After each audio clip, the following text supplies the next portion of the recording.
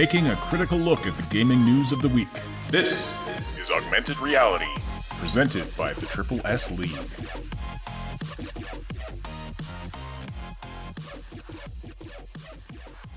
So, before we go take out these corpos, let me take a selfie. That sounds like a plan. Want to document the moment. Make sure that, you're in the middle of the battle with all of those cyber psychos. You've got something to post on social media later. And now you can. With Cyberpunk 2077 photo mode, which is absolutely insane. My goodness, the options on this thing are just crazy. And we're going to dive into that today, as well as a few other stories. We're going to be talking about Baldur's Gate 3. We're going to be talking about Empire of Sin. We're going to be talking about a few other games as well. Welcome to the Augmented Reality Podcast for Wednesday, December 2nd, 2020. How is it December already? I don't know. That voice you heard at the beginning there was Moontag. How are you doing today? Hi, good. How are you guys? I'm doing well myself. It's been a pretty quiet week. Oh, there's Cyb. That's the other voice that we always have here. It's been a pretty quiet week. It's a slower news time. Of course, we are just over a week away from the release of Cyberpunk 2077. And things are going to just start going crazy after that, especially for content creators. CD Projekt Red put out the very specific notice on social media for content creators, warning you that Militech will raid your house if you stream or put out content showing Cyberpunk 2077 before their embargo release date and time. So if you are a content creator out there, go to the CD Projekt Red Twitter account, make very special note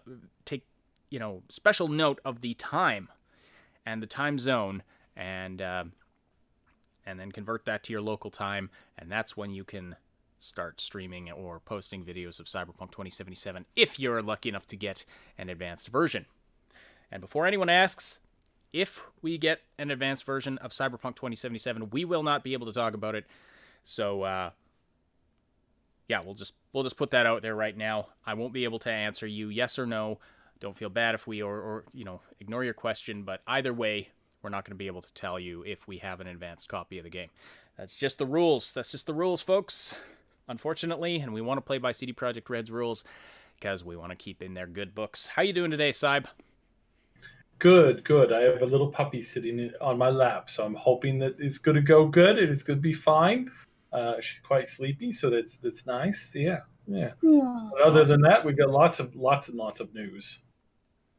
Yeah. It's slow, and yet, well, I guess there is quite a bit to talk about. Baldur's Gate 3 is the other game we're going to be talking about today. There was a patch that went out, an update. Cyb's going to be going through the patch notes for that later in the show here, but we're going to start talking about the Cyberpunk 2077 photo mode, which is utterly insane. If you haven't caught it yet, there's a video trailer for the photo mode on the Cyberpunk 2077 YouTube channel. The trailer just went up today, just a few hours ago, and wow, is it insane. So, photo modes in games have just been making leaps and bounds. But basically, what you're going to be able to do when you're playing Cyberpunk 2077, you're going to be able to switch on photo mode, pause the action. Doesn't matter if you're in the middle of a firefight, what's going on. You can pause the action and then move the camera around, obviously. That's kind of the point of the photo mode. But the number of options that you're going to have for this thing is insane. Not just all the camera options, like your field of view and depth of field and, contrast and saturation, all of that stuff, all that typical camera stuff for sure. But you're actually able to rotate, pose, move your character around in the scene. You're able to change the facial expressions. You're able to do all kinds of crazy stuff. But yeah, you can turn your character every which way you can actually move them within the scene. So that's very interesting. Lots you're going to be able to do with that. I'm not clear if there's going to be custom poses, but there are several preset ones. Then of course there's options for filters. There's options for putting stickers and captions all over your pictures. But yeah, if you go and watch the video, there's all kinds of options. What jumped out at you guys, Simon Moontag? What jumped out at you from the photo mode trailer?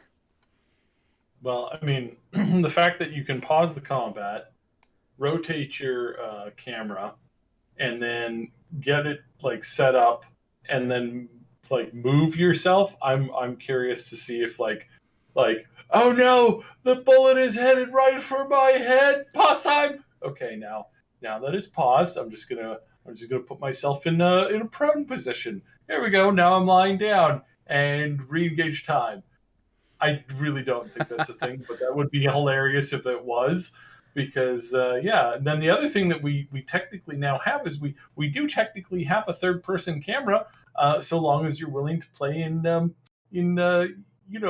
those stopgaps. You know, like when you're over at your relative's place for like, they've just come back from some they went to Cuba or something like that. If you're not from the States, and they took a whole bunch of movies, but every time somebody gets up, the host pauses it so that nobody misses every minute of their vacation, because you're supposed to enjoy that vacation as much as they did. That's why they invited you over for a 12-hour session of watching videos and movies and clips from them in their vacation. Yeah. So Yes, that. no escaping from it. No escaping. You are sitting through our home movie. Absolutely. So some funny comments here. Notional says Cybe is so salty about the third person he'd rather play at 1 frame per second photo mode. Yes. Yep. Exactly. Yep. One frame every 10 seconds or so. It's great. Just pause. Great. It's your pause combat. Pause. Examine the battlefield. But this actually, I'm quite serious. Like he's a little joking, but it's actually kind of serious. Like I'm going to be using the photo mode to take breaks from like being like motion sick. So this is actually kind of handy. And it is. I should let Moontag first, I should let Moontag give her impressions. But I felt like as I was watching it, I felt like they really poured a lot into this photo mode, because, I mean, that's one of the fairer criticisms that's been leveled at them is, we've got this super in-depth character creator, but you never get to see your character. Well, now you do, and you can do a lot with it. In other games, especially especially gear games, and this does appear to be a bit of a gear game at the very least, if not a lot of a gear game, it's like, oh, I could wear these boots that give me, +5 to my coolness factor, but then I would also need to wear this jacket because it's got the ballistic bonus strength roll, and I'm going to wear this giant red wig, that's kind of fuzzy, and because that's going to give me like +15 to my insight on something, and then yes, can't forget about the nose piece, which is a giant red ball, and all right, these bright blue gloves really work well with my bright yellow jacket, and oh my goodness, I've created a clown. You just rolls out, and you're just a bloody clown. It's like, this is what happens in games a lot when you don't care about your visuals and that kind of stuff, and it's like now you get a little bit more of a reason to kind of like make it look great. So Moontag. Of course, there'll still be the people who roll whatever just so that they could get both stats.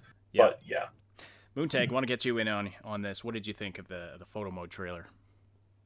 Honestly, it looks pretty amazing. It made me think of like almost like a built-in rendering sort of program that you can use. And I agree with Juicebox's comment in the chat there. I'm loving the photo mode. Perhaps they'll add custom light sources or particle effects like GOT and Miles Morales have. I agree, that would be pretty cool. But even with like what they've gotten done here, just with like the little adjustments and all the different levels that you can change for the different effects, it's pretty amazing for like a photo op for like the game. Yeah, well, I've never seen this level of detail before. And they might have custom light sources and things in there already. I meant to go through and sort of break down all of the options that I could see, and take some stills and stuff. Unfortunately, did not have time to do that today. But there's a lot there. There's really a lot there. So I have to wonder if you can change up the lighting, if you can definitely, brighten things, change, adjust contrast, all of that, all of that kind of thing. But yes, so lots of potential for these photos. And then another comment here, the fact that I think it was Juicebox again, the fact that the photo mode is, he says So the fact that the photo mode models are so mature. Not sure exactly what he means, but this really suggests that a third-person perspective mod could is very much a possibility. Yeah, it's feeling more and more like there might just be a Switch for it. If they built this much into the game, Switch, or it's going to be really, really, really simple to incorporate some of that camera control tech over. Now, again, it might come out to be really, really difficult and take a lot of time, or not. So, we'll see. Ashton Banky says, now I can make my character look cool, like walking away from an explosion like in action movies. Yeah, absolutely. Mm-hmm. Kaiser Soze says, so Saib has time for anything else than Empire of Sin? Yeah, well, he's been raiding in World of Warcraft all day. So yeah, that's being streamed live on the Discord server. You can join in. We have a guild. We have a WoW guild if you want to get in on that. But yeah, and he was streaming Empire of Sin quite a bit. Was it yesterday? Yeah, it was yesterday. Yeah. So he's going to be giving a mini review on that during this podcast as well. All right.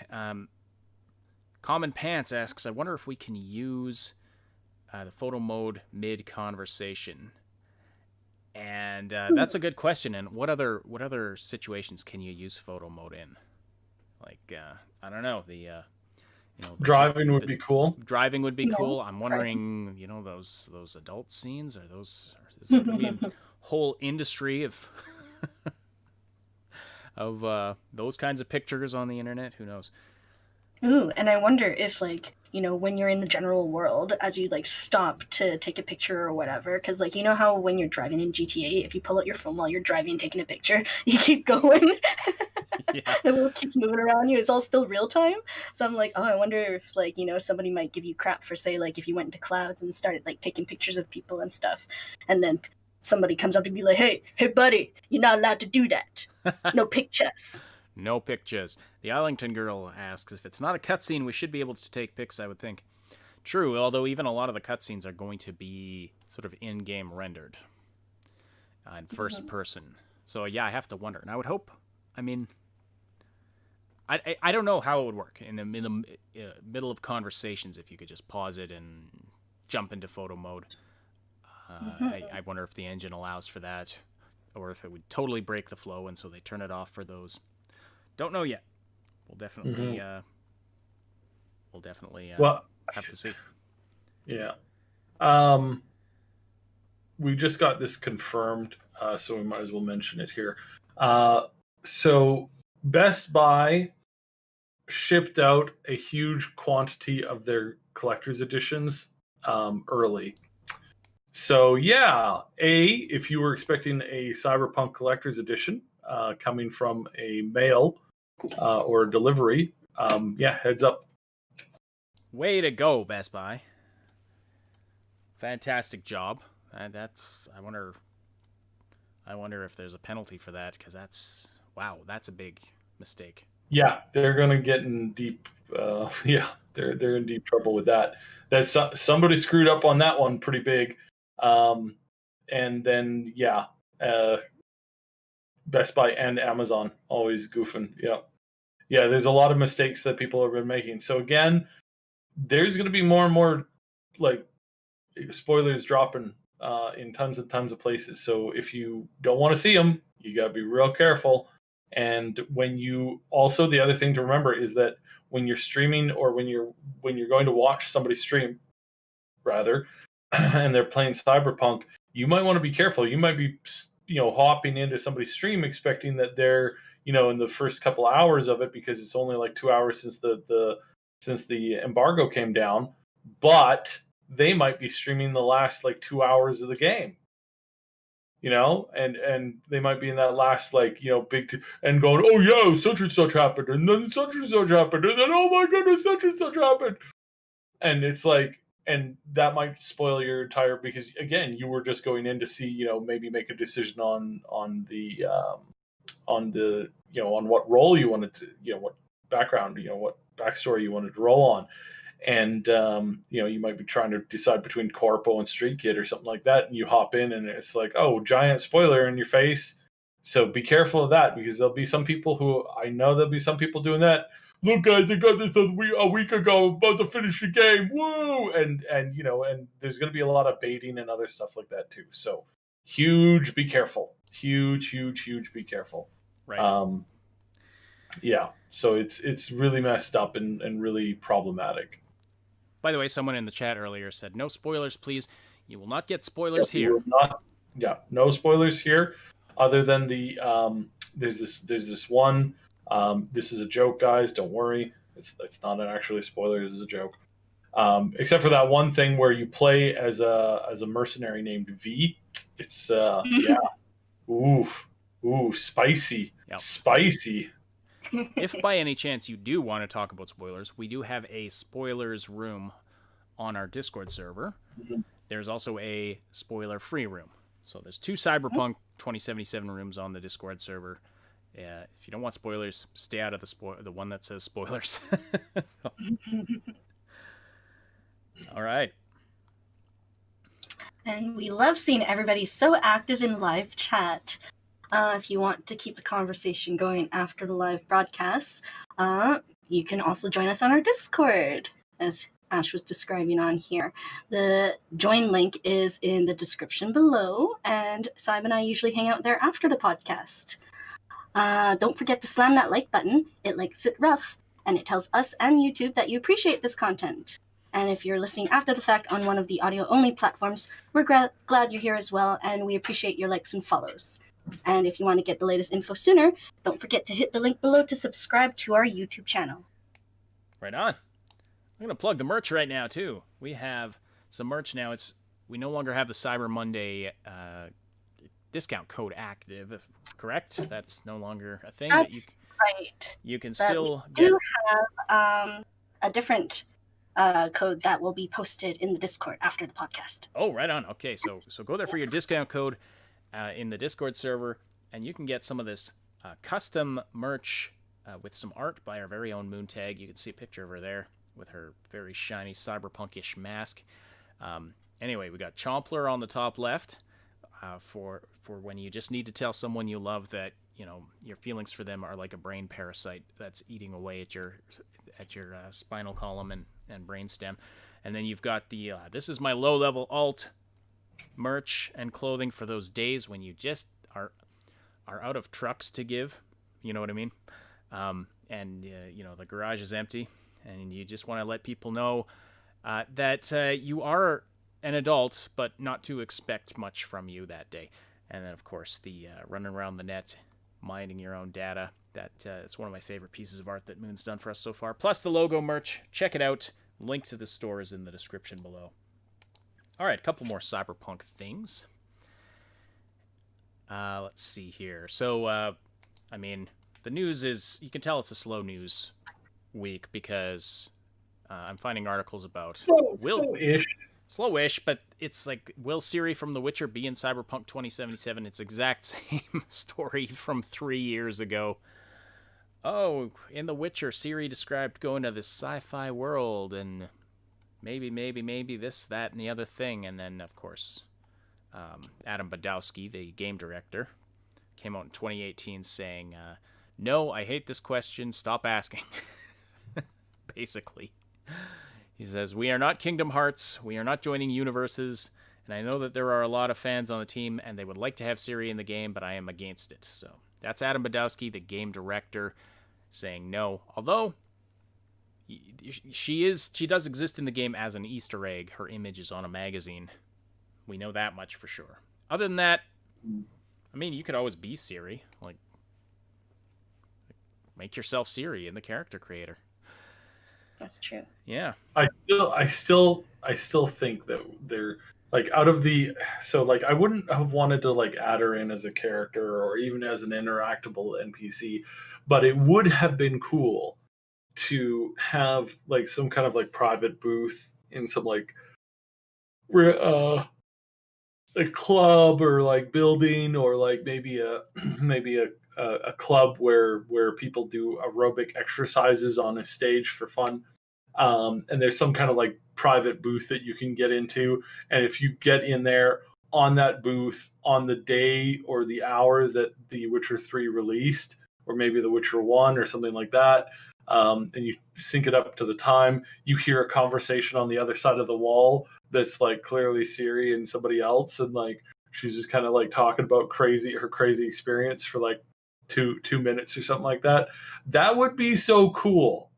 That would be so cool if you could do that. And I'm still really tempted to say that stuff like that. There's going to be some cool stuff like that's going to exist. Not every cameo or whatever is going to be easy to find. It might be complicated. It's true, and if she's in the game, it's gonna be some kind of Easter egg like that. That's gonna be not all that easy to come across. Like she's not gonna be a character that you interact with. It'll be it'll be some kind of Easter egg kind of a deal. Yeah. Because, and I think that's what they've been avoiding, is they've been avoiding promising, yes, there's an Easter egg, because everybody's idea or concept of an Easter egg is completely different. For some people, it's like, oh, great, it's a fully recruitable, romanceable companion. And then for other people, it's like, it's just seeing a picture that kind of looks like them if you look at it from the right angle at the right time. It's like, yeah. Juicebox says, might be cool in photo mode to have a stock Siri model you can swap out for V. Well, definitely with mods on PC, you'll be able to do that. Yep. Or, like I said, like you might... There's going to be mods on PC that's going to open up, I would say probably like first day, that'll like mod Siri into the game. Oh, probably. There'll probably be 50 of them. But and then, where are the new gen, the next gen consoles at with mod support? Do we have any idea on that? No, nowhere yet, but I mean... The Xbox is going to probably end up embracing it. Yeah. Wouldn't surprise me. Yes. All right.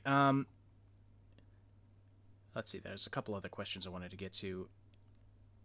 Juicebox. Any speculation on the tweet with the sound bite of V saying to expect a job coming soon? It has the hashtag CyberKnight. No idea. Hadn't even heard of that. Have either of you heard of... Come across that? Maybe.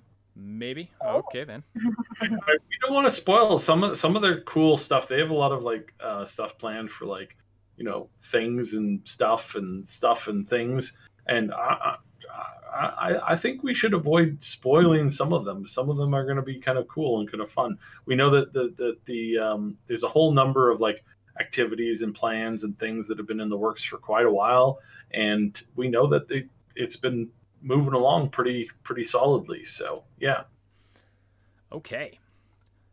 Anything else for Cyberpunk news? Oh yeah, found another story about multiplayer being treated as a standalone project, which shocker! Oh no, we've been reporting on that for years now. So the news, I have not found any really exciting Cyberpunk news aside from, of course, the photo mode stuff.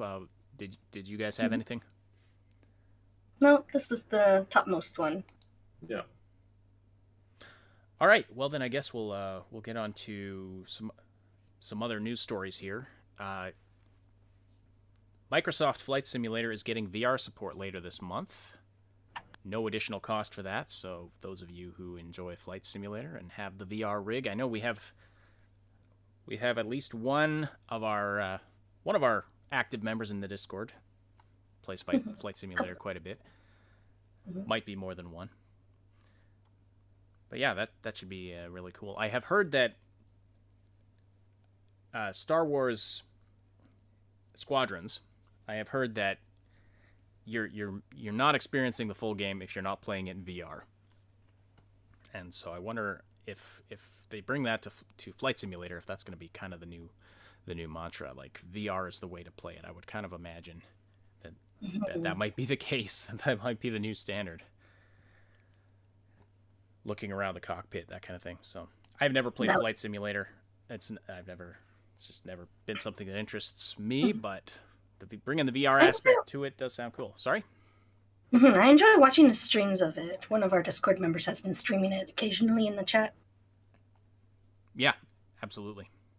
Circadian says, still unconfirmed, but Cyberpunk may, in fact, be a game. Ah. Oh, really? Fantastic. Islington Girl says, I've heard the VR Darth Vader game is cool. That would be... All right. Anyway, that's just a quick little thing. Now, Saib's going to dive into a couple of stories here. So you're going to talk about the Empire of Sin and the Baldur's Gate 3 patch notes. So take whichever one of those you want first. I'm back. Sorry. Oh, you weren't here? Yes. He's putting the puppy in bed. Oh, okay. Yeah. Well, perfect timing, because we're going to move on to either Empire of Sin or Baldur's Gate 3, whichever you want to tackle first. All right, well, I'll cover Empire first. All right. It's an interesting game. It is an empire management game. A lot of people, including myself, kind of assumed that it was more of a narrative isometric turn-based shooter, which it is, but it is primarily, I would say, it is first and foremost an empire management game. In combat, you have a handful of options, and it's not in any way as deep or as complex as a lot of other turn-based tactical shooters out there. It's very much a XCOM game. And for those of you who aren't well versed in turn-based games, XCOM really is kind of a bare bones tactical shooter.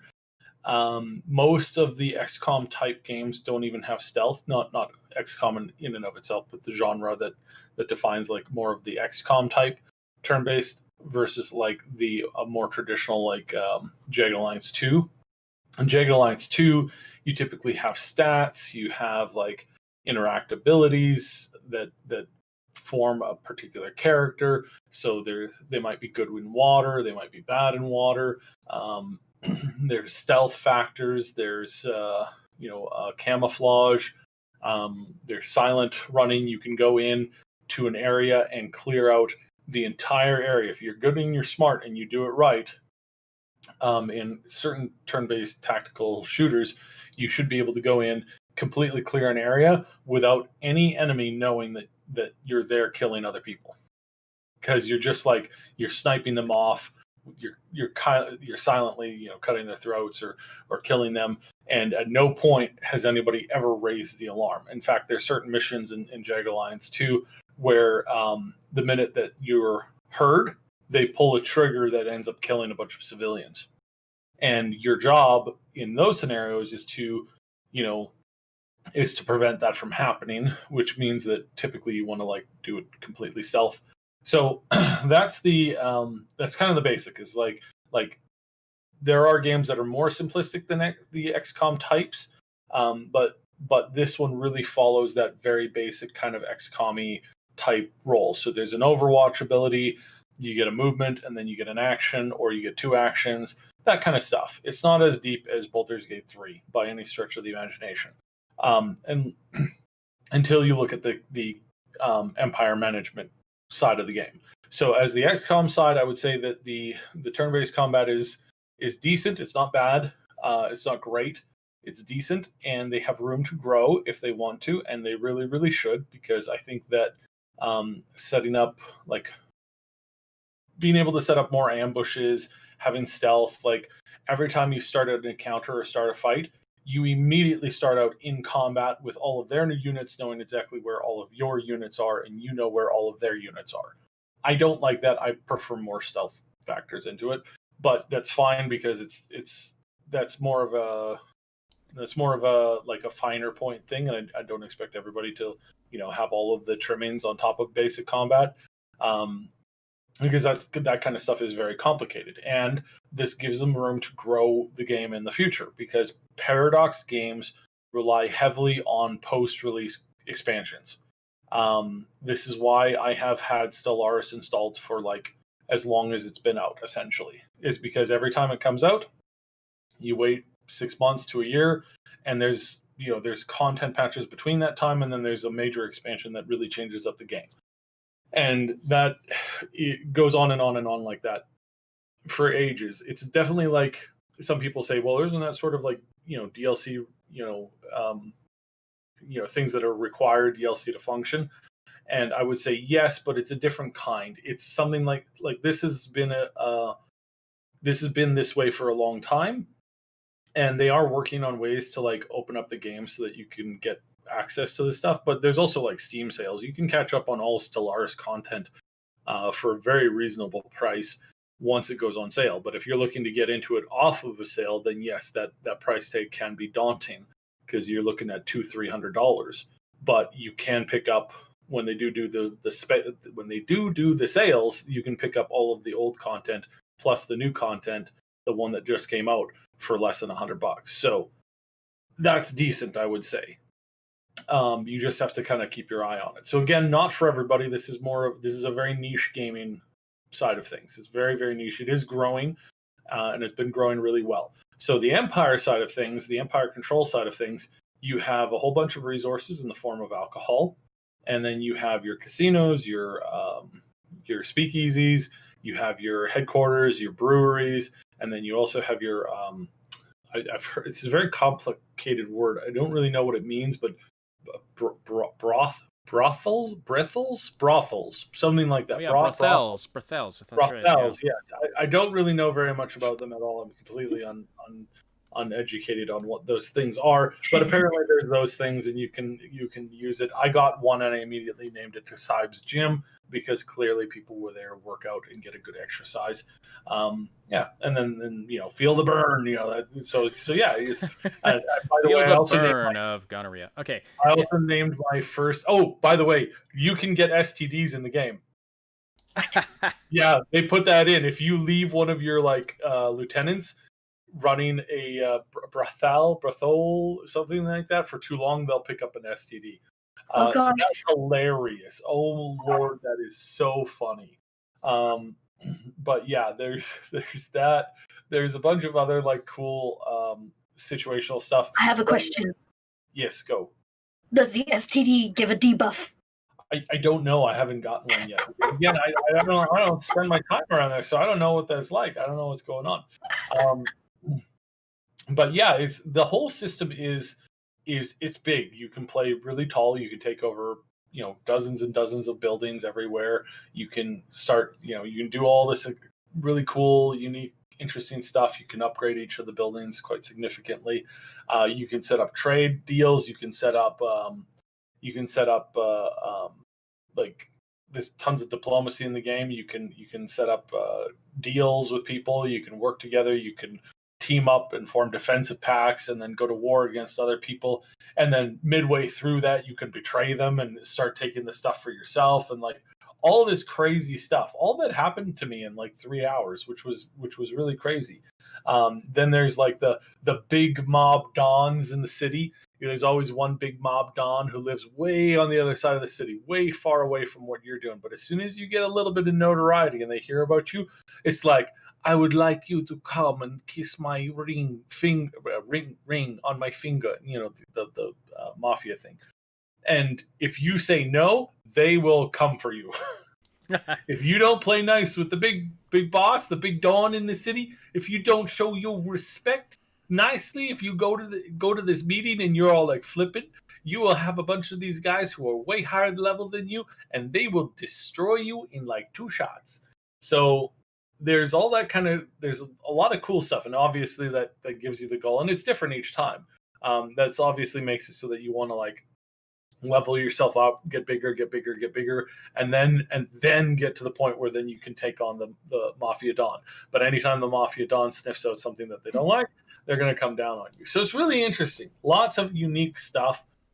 Lots of room to grow. If you are not interested in polished games, do not pick this up. It is not polished yet. I would say that it's release ready for anybody who likes Empire control games with isometric combat. So, what is the end game like in this one? Like, I haven't gotten there yet. You got to understand, and some of these games can go on for 40 to 100 hours. Well, That's the same thing. So end game has a completely different meaning for some people than it does for most. So I can't attest to that because I haven't really gotten there yet. In Stellaris, for example, I can't get to the end game in most of my games because I tend to do like really, really big galaxies with lots and lots of like tons of alien races. I put in mods that sometimes adds like 20 or 30 of them. It slows down the game, and ultimately like the game chugs out and I can't finish it. But by that, and I kind of count that as like my cap time on it. Now they've put out some the most recent expansion for Stellaris has improved a lot of that stuff, so it makes it easier. But the fun is in like the growing that empire to begin with, and if you prefer like doing more of the end game stuff where you're managing a massive empire instead of building a massive empire, then then your play style is a little bit different. Nothing wrong with that. Just there's different play styles that roll in and factor in at different points. So yeah, that's basically the large and small of it. Overall, I'd say that this game is definitely something to keep your eye on. If you love the 1920s aesthetic, Prohibition era, if you like that kind of style, look at it, maybe think about picking it up. If you like turn-based isometric combat, look at it, maybe think about picking it up. If you like Empire control games, and you really like min-maxing your Empire with looking at a lot of float, looking at a lot of charts that chart a lot of numbers that make you think for a long period of time, like you pause the game and you're staring at a screen with 2,000 different numbers on it, and you're just sitting there staring at it for hours and hours and hours on end before you start playing. If you like that kind of stuff, give this game a try. If you don't like any of those things at all, don't pick this game up. Don't pick it up until it's either more polished or unless you're more interested in it, because this is a very niche game made by a great studio who has done amazing things with niche products. I would definitely encourage it if you really like two of those things. If you really like two of those things, give it a shot. If you can't stand one or two of those things, you're definitely going to want to pump the brakes a little bit. So Paradox is a good company. It's been doing really well. They've been, they've been a relatively small company that's been coming up over the years. So I fully endorse their attempt at this kind of stuff, but I definitely caution people from throwing money at this kind of stuff. And of course, if you're looking for something that's more Mafia, then the Mafia games in the Mafia, which I did find out is in fact out. So yes, the Mafia Definitive Edition, which I kind of knew somewhere in the back of my head, it is out. And if you want more Mafia style gameplay with better story, that's probably where you're going to lean to. This is not that. This is more of like an Empire sim game. It's not a deep role play experience for people. So right on. Well, with what you've played so far, Ashton Bank in the chat has a question. What's your favorite gang in the Empire of Sin side? So I need to. So far, I'm still playing with Goldie. Now, Goldie is this Canadian American who went and made a lot of profit in the Prohibition era. I picked her up because of her ability. She's got this assassinate ability that she can use 3 times in a row, concurrently. So she gets into combat and I can delete 3 characters immediately. And if the combat stretches into phase 5 or turn 5, then I can do that again. Very strong ability. She just nukes everything because it's guaranteed hits. And it does a tremendous amount of damage. And if you equip her with a really nice sniper rifle, you can just rack up the bonuses and stuff like that when it comes to sniper rifles and stuff like that. So yeah, definitely would suggest picking it. Oh, I didn't mention this. So there's handguns, pistols, shotguns, machine guns, submachine guns, and then there's SMG types, and then there's big machine guns and sniper rifles and normal rifles and shotguns. I covered a couple of those more than once, but yeah, So there's a lot of like variety in the tools that you bring to the game, so that it is as deep as XCOM and like weapon types and stuff like that. So Right on. just not futuristic. So yeah, so that's the game. I'm gonna keep playing it. I'll do probably another stream of it, maybe tomorrow or the weekend. Give it a little bit of a go. The leaders seem to depend significantly on your play style and what you like to do, or what you want to run as a point of business. So it is kind of interesting. So yeah.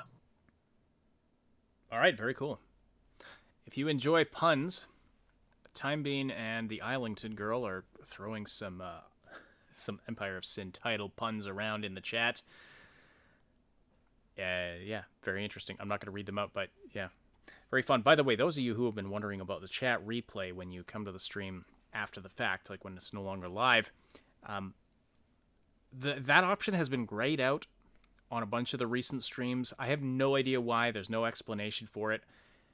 But yes, we always put the chat replay. You know, we always make that available if we can. But for some odd reason, that option is just grayed out right now, and I have no idea why. So I tried to. I looked for an answer. I couldn't find anything. It's one of those weird YouTube things that we just don't understand. I have been. I've been.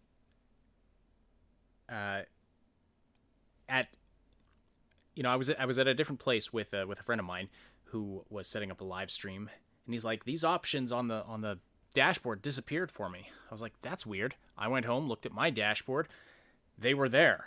Like, these things just happen with YouTube. We have no idea why. You know, things disappear and then they come back and blah blah blah. I don't know. Anyway, so hopefully the live chat replay is there. If not, I apologize. There's nothing we can do about it on our end at this point. So, all right, update is out for Baldur's Gate 3, and I'm guessing is it a fairly major one, Saib? It's pretty big. It's mostly a fix patch, like heavily a fix patch. There are no as far as I can tell, there's no new characters. There's no new races, classes, or characters that have been added. We were kind of expecting this, so I know that some people are they logged on, they saw the update, they were like, yay, and then they got in and they realized that the content's more or less the same as from before, but you're going to have a lot less crashes. If you were having those issues, I don't think I crashed. I think I maybe crashed once, but I can't actually remember the crash. I just remember thinking that I might have had a single crash. There's been a lot of balance changes and tweaks, and things are the cost of some items have gone up. The overall gimping that you could do on the game, so like definitely taking advantage of certain things, to give yourself infinite turns or infinite powers, or that kind of like superpower rolling, making it so that you're basically a god and you just like clear the whole thing. A lot of that stuff has been toned down, fixed, altered, and fixed, so the gameplay is more like it's intended to play. Not other stuff. Things like melee procs that are supposed to be tied to a melee weapon, procking on a ranged attack, stuff like that. That's kind of out. There's a lot of spell fixes and balances. There's also some puzzle edits and fixes. If you came to a puzzle and you just couldn't, like you were following a guide, you thought you did it right, you triple checked, still it wasn't working. That was typically due to a bug, so that bug has been fixed. A lot of those bugs have been fixed. Just overall, it's really improved itself. If you side with certain before in certain places, if you tried to do a neutral where you're like, I'm not going to get involved in this, and then you would be dragged into combat, or the characters would reference that you like had chosen a particular side when you hadn't. That kind of stuff. A lot of that stuff has been fixed out. So this is mostly just a massive slew of bug fixes and balances and general game improvements. A lot of cinematic improvements. So if you were like, "Wow, this cinematic, there's a whole bunch of errors. There's the characters move from one position to another and they look really janky, or they start doing the 16 cross yoga position in the middle of conversation whilst floating in the air, where their body comes up from where their head is, and then their legs kind of like fold down and cross over each other, and then their legs go down through their mouth and around the corner, and like that kind of stuff. Most of that stuff fixed. So great. A lot of improvements. No, still an early game, still in early access, still a handful of bugs, but this has not added anything. This has only improved the general AI, general experience, general everything. Lots of stuff.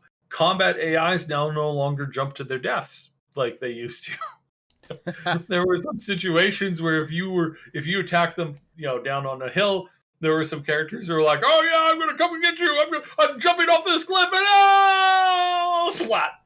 And it's like, oh, Like that scene from The Other Guys. yeah, or from the first. Oh dear, what's the non superhero movie where the kid becomes a superhero but he's not actually a superhero, and then Kick-Ass. Yeah, Kick-Ass. Yeah. So there's all these kinds of cool scenes where it's like there's a lot of cool stuff that has been fixed and edited significantly, and I would encourage most everybody to, if you have the game or whatnot, to kind of check it out. But again, still no new content, which was a little disappointing. I was really hoping we would see this new content before Christmas, but in all honesty, I'm gonna bet that in about a week's time, most people who are playing this game are going to be playing a different game, and a lot of that content probably would have gone on the miss. I think it's better if they hold on to it and then they drop it like mid-January, late January. If they did that, then I think what we end up seeing is you end up seeing a lot more people come back to it and be really excited for a couple new classes, a couple new races, maybe checking out some other stuff and tweaking some stuff. So I think that's kind of I'm betting that's the game that they're playing. So I would say, yeah, I think that's probably a really good idea. Is this update optional, or does it automatically install? No, it's just like it's automatic unless you have updates turned off. It's going to automatically update, and you are going to lose all your saves from previous games. Yeah, the new update is heads up that it's not compatible with your current save files. So if you're if you want to hang on to that save data, you might want to go in and turn off your automatic updates. But what I would suggest is, like, again, if you are if you're kind of casual when it comes to this game and you're wanting to get into it after they've added new content, wait for the next content patch. Don't rush into this one. All right, fair enough. Some interesting news just got dropped that or actually, I don't know when it got dropped, but this is when we were just made aware of it. Scadrel posted on our Discord server. I'm just going to go back to the main image today. I don't have a breaking news slide or anything. The founder of Avalanche Studios, former chief creative officer, and the creator of the Just Cause franchise, Christopher Sundberg, has just announced the formation of a new studio called Liquid Swords. Headed in Stockholm, Sweden, Liquid Swords is a game development studio focused on open-world action games. Open world, this is a very long post, so I'm just trying to... Okay, here's a sort of a summary of it.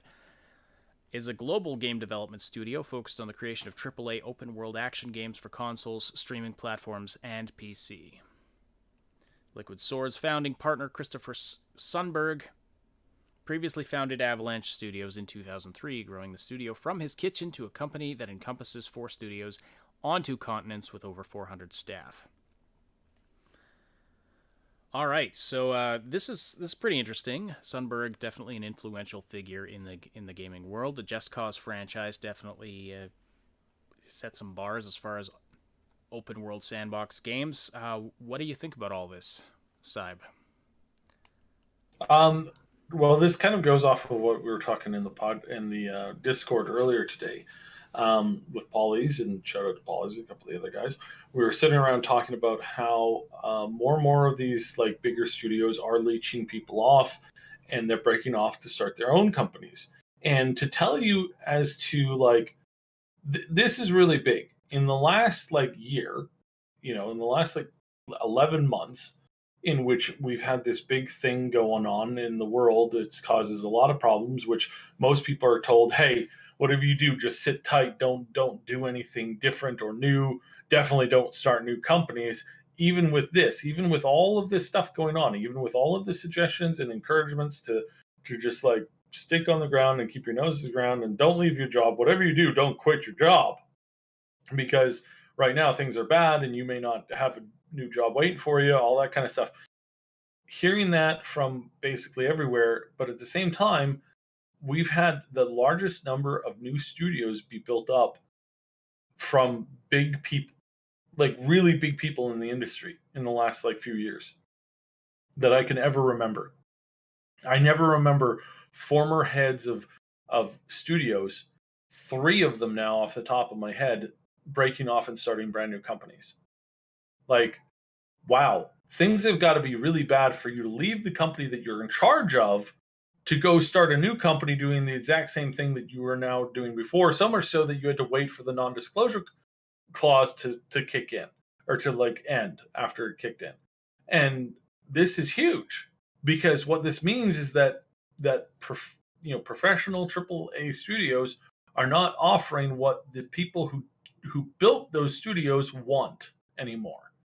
They're not offering it to gamers, and they're certainly not offering it to their staff. You're not free to create in a lot of these companies. In a lot of these companies, EA, Activision, Ubisoft, you're not allowed to come up with new ideas or thinking outside the box. You got to get your idea, certified by somebody in charge who probably has an inner office agenda, not a general agenda, but like an inter office one. Like, oh, I really want to make the board of directors this year, so I need to stab Joey in the back, and then I need to get Donna to come over to my side, and that kind of inner office politics, not the other kind of stuff. That's what's going on in so many of these places, that these people are leaving in droves to start and work at new startup companies, doing the exact same thing that they're doing now. And a lot of them are responding to this because they see they're in this industry where the industry has been getting more and more mature for years and years and years, but the controls and the censorship and all this other stuff have been getting worse and worse and worse and worse and worse, and it's getting ridiculous to this point where you can't even save your own company if you're the head dude. And this is especially like this really happened at Blizzard and BioWare, or Blizzard and, well, it happened BioWare too, but Blizzard and Activision this year. Blizzard is in the fight of its life to stay alive as an entity, and not just a subsidiary of Activision with a Blizzard mask on their face, like one of those really crappy ones made out of paper and twine. Like, the really just it's not even a good mask. It's a bad mask. It's like going to show up at your grandma's place, and you find a stranger there, or maybe like, a distant cousin pretending to be your grandma, and they've drawn your grandma's face on a piece of paper, and it's not even that well done, and they didn't even cut the corners off the square sheet of paper. And they're just sitting there going, "Yes, honey, I'm so glad you're here. Hey, could you spare me an extra $100?" It's like, I know this isn't you. And so this is what's kind of happening. And so there's a lot of consternation here, and there's a lot of things to look at, because I stretch that example because Blizzard is fighting for itself. Blizzard, the people behind, the original Diablo, the original Warcraft games, the original stuff, the remnants at Blizzard of people who remember what that used to stand for, they are fighting. They've been in a losing fight for a long time, so much so that the head guy turned around, walked away, waited for his non-disclosure thing to die away, and then the day after his non-disclosure agreement expired, he set up his own studio and hired like, oh gosh, I think rumor has it he's hired up to 80 of his old staff from Blizzard that left in the same time period within the last year. So yes, there's a big fight going on, and they have been losing for a long time now. But for some of us, we want to encourage that, because if we lose Blizzard, traditional Blizzard, we lose Diablo, we lose everything Warcraft, everything Starcraft. Those things will just be gone. Like if they do manage to be making some kind of level of money, it's just gonna be milked for everything it's worth. And it's not going to feel like the old stuff anymore.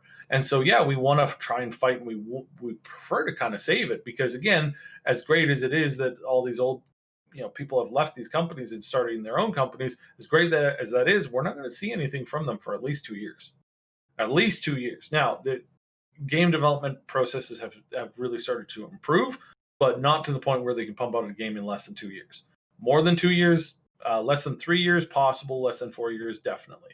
But we're looking at probably 2 to 3 year wait. We might hear something in about 18 months from some of these companies. So end of fall 2022, you might see like a whole bunch of new trailers popping up and some showcases. You might even see one about sometime this time next year.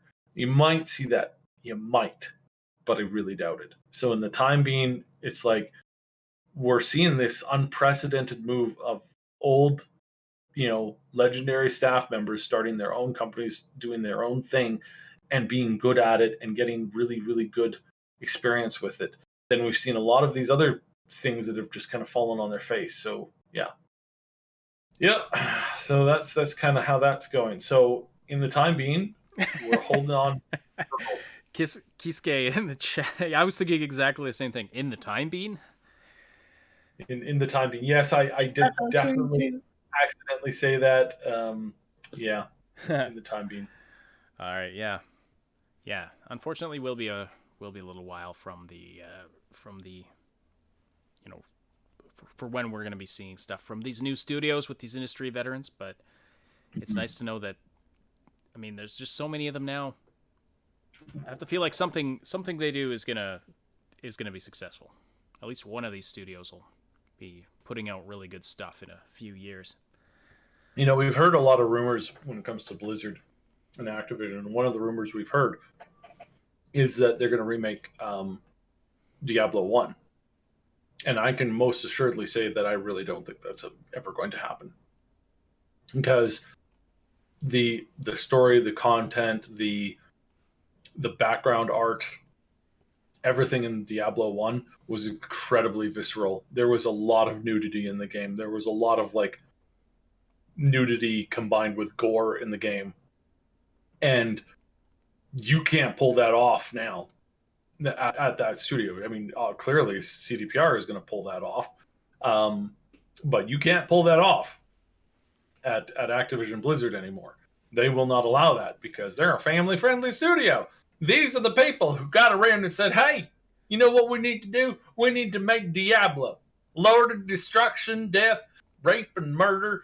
We need to take that, and we need to make that family-friendly. So that way little Junior walks in on Sunday morning, says, Mom and Dad, you know what little old Diablo you did yesterday? He went and spilled the cereal. Oh, dear. That silly little Diablo, Lord of Destruction and murder and all those other things. Like, come on. This is a company that was going to try and make Diablo a G-rated product. That's Activision. That's what Activision is doing to Blizzard. And you want to make games for kids, make games for kids. You want to make family-friendly games. Like, there's lots of great games that appeal to both kids and adults and that are family-friendly. But you want to make a game about the Lord of Destruction rising from hell and spearing, people alive. don't try to turn that into a G-rated game, and don't treat gamers like children. Adult gamers. No, which child they really are. gamers, you can treat like children, of course, but adult gamers, like we're adults. Let us choose what we want to see and play and do. And anyway, yeah, that's my thoughts on that. Any final thoughts, Moontag, before I hit the button to go into the outro here? Oh no, you guys got it all. we got everything, did we? All right, you were gonna say all that, right? Yeah. Pretty much. All right, everybody. Well, thank you for the show. We're up against the clock, so we've got to wrap it up here. But thank you all for joining us for the show today. Thank you for all of the activity in the live chat and for supporting the show by listening live or after the fact. Don't forget to slam that like button before you leave. It likes it rough, and it tells YouTube that you appreciate this content. It tells us that too. We are pushing forward to that 40,000 subscriber mark, so if you're here and you haven't subbed yet, we'd appreciate you doing that as well. Hit the notification bell to be notified when we're going live and when we post videos. And, of course, check out the Discord server where you can talk to a lot of great people in our community. And we hang out there as much as possible. Cyb and Moontag more so than me. I try to whenever I can. Life is just kind of crazy, but I'm trying to hang out in there more and more. But lots of live streams happening in the server as well. And we want to thank our Patreon supporters and our channel members who help to make this content possible. Our big damn heroes on Patreon: Robin, Shua, Timebean, Schoolman, Lady Reaver, Drecoden, Niv, 2Tall12, and Atomic Stew, our newest patron. Thank you so much for joining up. And our channel members here on YouTube: Jer Schultz, Game Notes, Night City Punk, and Terror K. Mr. Skullbaby in the chat says, "Slam the like button like Adam smashes." Yes, thank you so much. And don't recognize your name, but welcome to the show if you're new to the podcast. All right, everybody, this is a live podcast we do every Wednesday and Saturday, covering the gaming news of the week and interacting with the live chat. So if you're listening after the fact, you can look for the live shows happening Wednesdays and Saturdays. Check the Discord server for exact times and schedules. This is a presentation of the Triple S League. We produce game guides, reviews, comedy, news updates, and all kinds of other quality gaming content. So check out our YouTube channel for all of that. My name is Ash. On behalf of Subsidian and Moontag, thank you all so much for listening. We will talk to you all very soon.